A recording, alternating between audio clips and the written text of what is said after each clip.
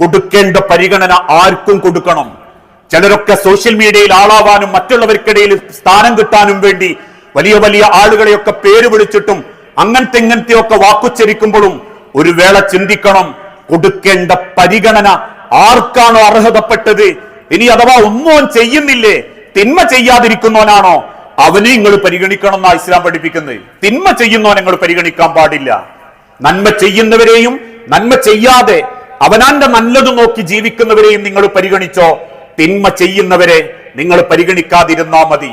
അതുകൊണ്ടാ ഒരിക്കൽ ഇബ്നു ഉമർ റളിയല്ലാഹു അൻഹു ഇങ്ങനെ നടന്നു വരുമ്പോ ഒരു വൃദ്ധനെ കാണുന്നു. ഒട്ടകപ്പുറത്ത് നിന്നും താഴെ ഇറങ്ങി ആ ചുട്ടുവൈത്ത മരുഭൂമിയിലൂടെ നടക്കുന്ന വൃദ്ധനെ ഒട്ടകപ്പുറത്ത് കയറ്റി മദീനയിലെ തെരുവിലെത്തി. അത്ഭുതത്തെ ആൾക്കാർ ചോദിച്ചു, അല്ല ഇബ്നു ഉമറെ, ഇതാരാ? എന്റെ വാപ്പ ഉമർ സയ്യിദ്നാന്റെ കുടുംബത്തിൽ ഞങ്ങൾ ഇങ്ങനെ ഒരാളെ കണ്ടിട്ടില്ലല്ലോ, പിന്നെ ആരാ ഇബ്നു ഉമറെ? ഇങ്ങനെയൊക്കെ പൊരിപ്പിക്കാൻ മാത്രം ഈ മനുഷ്യനും നീയും തമ്മിലുള്ള ബന്ധം എന്താ? ഇബ്നു ഉമർ റളിയല്ലാഹു അൻഹു ഒട്ടകപ്പുറത്തുനിന്ന് ആ വൃദ്ധനെ പിടിച്ച് പതുക്കെ ഇറക്കിയിട്ട് പറഞ്ഞു, ഇതിന്റെ വാപ്പ ഉമറിന്റെ കൂട്ടുകാരനാ, എന്റെ വാപ്പ ഉമറിന്റെ കൂട്ടുകാരനാ ഈ മനുഷ്യൻ എന്ന് പറയുന്നുണ്ടെങ്കിൽ കൊടുക്കേണ്ട പരിഗണന നബി തങ്ങൾ കൊടുക്കാനും പറഞ്ഞിട്ടുണ്ട്. നിങ്ങളെ മാതാപിതാക്കളുടെ സുഹൃത്തുക്കളെ കാണുമ്പോ അവരോട് നിങ്ങൾ മര്യാദയോടെ സ്നേഹം കാണിക്കണം, അവർക്ക് നിങ്ങൾ ഭക്ഷണം കൊടുക്കണം. കാരണം അത് സ്വന്തം വാപ്പാനെയും ഉമ്മാനെയും സ്നേഹിക്കുന്നതിന് സമമാണെന്ന് നബി തങ്ങൾ ഓർമ്മപ്പെടുത്തിയിട്ടുണ്ടെങ്കിൽ ആ പരിഗണനയും സ്ഥാനവും അർഹതപ്പെട്ടവർക്ക് കൊടുത്തേ മതിയാകൂ.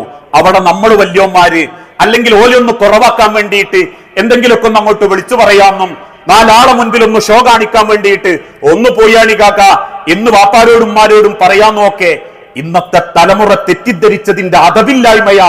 ഇക്കഴിഞ്ഞ ദിവസം പോലും ഒരു പുതിയാപ്പനെ കൊണ്ടുവരുന്നത് ചെയ്ത്താന്റെ കോലം കെട്ടി തെയ്യം കെട്ടുന്ന കോലത്തിലാണെങ്കിൽ അരുത് മക്കളെ എന്ന് പറയാൻ അവർ ഭയപ്പെടുന്നത് നമ്മളെ നാവ് പേടിച്ചിട്ടാണെങ്കിൽ എത്ര കുളിച്ചാലും ശുദ്ധിയാവാത്തൊരഴുക്ക് നമ്മളെ മനസ്സിലുണ്ട് എന്ന് നമ്മൾ ചിന്തിക്കണം. അതുകൊണ്ടാണ് റബ്ബ് ഓർമ്മപ്പെടുത്തിയതും പരിഗണിക്കേണ്ടവരെ പരിഗണിക്കണം, ആദരിക്കേണ്ടവരെ ആദരിക്കണം, വാക്കുകൊണ്ടും പെരുമാറ്റം കൊണ്ടും. അങ്ങനെ ചിന്തിക്കുന്ന യഥാർത്ഥം